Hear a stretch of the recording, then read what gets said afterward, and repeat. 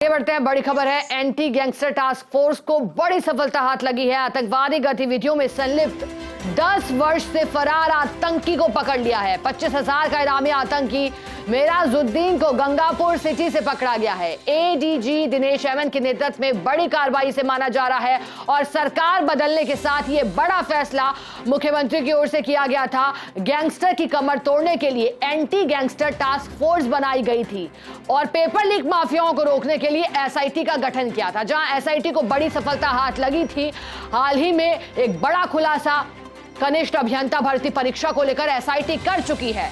जो मास्टरमाइंड है उस तक एसआईटी पहुंच चुकी है और अब ऐसा ही कुछ कारनामा एंटी गैंगस्टर टास्क फोर्स ने भी कर दिखाया है। अब आप सोचेगा, 10 वर्ष से ये आतंकवादी गतिविधियों में संलिप्त आतंकी फरार था और उसे पकड़ लिया है।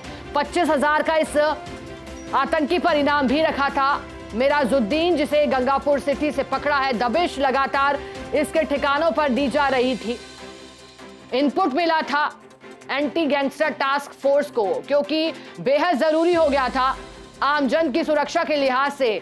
जिस तरह की घटनाएं बीते वर्ष में हुई, गैंगस्टर्स ने एक के बाद एक सड़कों पर, बाजारों पर भय फैलाने की कोशिश की, लेकिन ये साफ कर दिया कि भय नहीं फैलाने दिया जाएगा। अब सबसे पहले तस्वीरें फर्स्ट इंडिया आपको दिखा रहा है। ये वो आतंकी जिसे पकड़ा गया है,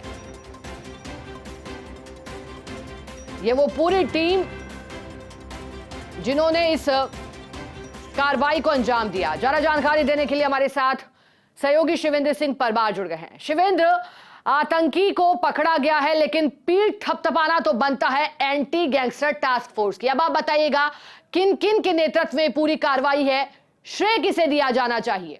बिल्कुल ही बड़ी कार्रवाई है, क्योंकि बहुत लंबे समय के बाद आतंकवादी गतिविधियों में लिप्त किसी आतंकवादी को राजस्थान पुलिस ने पकड़ा है।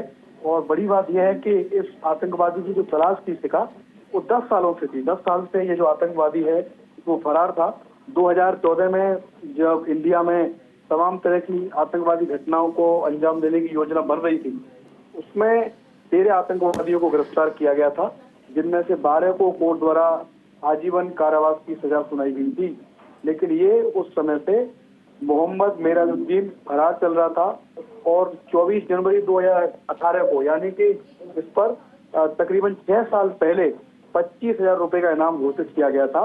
लेकिन इसके बाद भी ये पकड़ में नहीं आ रहा था। लेकिन जो एंटी गैंगस्टर टास्क फोर्स बनी है मुख्यमंत्री भजनलाल शर्मा के निर्देशों के बाद, उसको पुख्ता सूचना मिली कि ये गंगापुर सिटी में है। उसके बाद बड़ी पुख्ता घेराबंदी की गई और बहुत मुश्किल से इसको पकड़ा गया है, क्योंकि आतंकवादी का ट्रेंड था, भागने की पूरी कोशिश कर रहा था।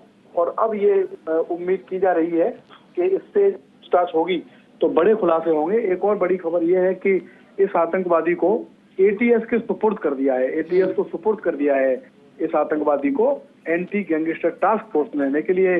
बड़ी कार्रवाई है कि एक आतंकवादी तो 10 साल से फरार था, 25,000 का नामी है और हिंदुस्तान में कई सारी आतंकवादी घटनाओं को करने की जो योजना बनी थी उसमें ये शामिल था।